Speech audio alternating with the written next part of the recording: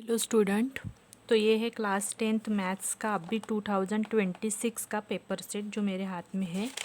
अब हम करेंगे इसमें से ट्रू एंड फॉल्स वाले क्वेश्चन जो आपको 6 मार्क्स के लिए आए थे। ओके, तो इसमें देखो फर्स्ट क्वेश्चन क्या है, if the lines are parallel then there are infinitely many solution. तो ये क्या होगा, अगर दो लाइन पैरेलल है तो वो इंटरसेक्ट होगी क्या, वो एक दूसरे को इंटरसेक्ट ही नहीं होगी तो उसमें कोई कॉमन सॉल्यूशन आएगा? नो, उसमें कोई कॉमन सॉल्यूशन नहीं रहेगा। तो ये क्या हो जाएगा? फॉल्स, क्योंकि इन्होंने क्या बोला है कि दो पैरेलल लाइन हमें इनफाइनाइटली मेनी सॉल्यूशंस देती है, तो उसमें कॉमन सॉल्यूशन नहीं रहेगा। तो इनफाइनाइटली मेनी सॉल्यूशंस कहाँ से रहेंगे?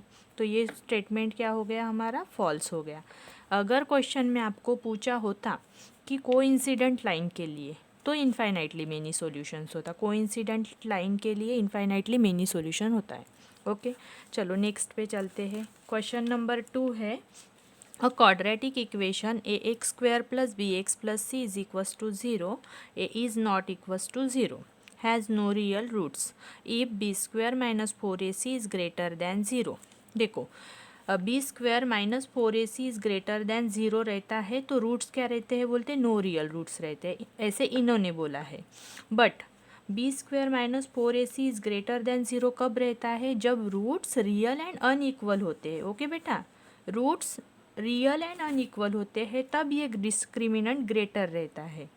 डिस्क्रिमिनेंट यहाँ पे अगर जब डिस्क्रिमिनेंट छोटा रहता तो रूट्स क्या रहते? नो रियल रूट्स रहते, है ना। नो रियल्स रूट्स के लिए यहाँ पे हमें ये स्मॉलर चाहिए था, मतलब B square minus 4ac is less than 0 चाहिए था। तो ये स्टेटमेंट्स भी क्या हो गई हमारी? फॉल्स हो गई। बढ़ते हैं क्वेश्चन थर्ड पे। यहाँ पे क्या दिया है? 2, 4, 8, 16 इज़ एन अरिथमेटिक प्रोग्रेशन। इन्होंने बोला है कि ये क्या है? एक एपी है। देखते हैं चेक करके। तो ये A1, A2, A3, A4 है। जब हमारे पास क्या रहता है?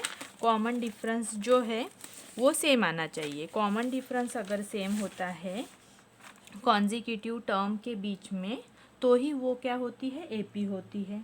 तो चेक करते हैं। तो 4 - 2 करेंगे यहाँ पे, A2 - A1, तो यहाँ पे 2 आ रहा है। फिर 8 - 4 कर रहे हैं तो 4 आ रहा है। 16 - 8 कर रहे हैं तो 8 आ रहा है। तो कॉमन डिफरेंस यहाँ पर सेम है क्या? नहीं। इसीलिए ये भी स्टेटमेंट क्या है? फॉल्स है, क्योंकि ये एपी नहीं है। देखो अब क्वेश्चन नंबर 4 क्या है बेटा? The line of sight is the line drawn from the eye of an observer to the point in the object viewed by the observer. Okay, ये क्वेश्चन है। अब ये क्वेश्चन ट्रू है या फॉल्स है? तो ये ट्रू है। क्यों? क्योंकि line of the site is imaginary line, है ना। जो साइट क्या करती है? इमेजिनरी लाइन फॉर्म करती है, drawn from the eye to the observer by the point on the object being viewed. और ये कॉन्सेप्ट हमने कहाँ पे देखा है?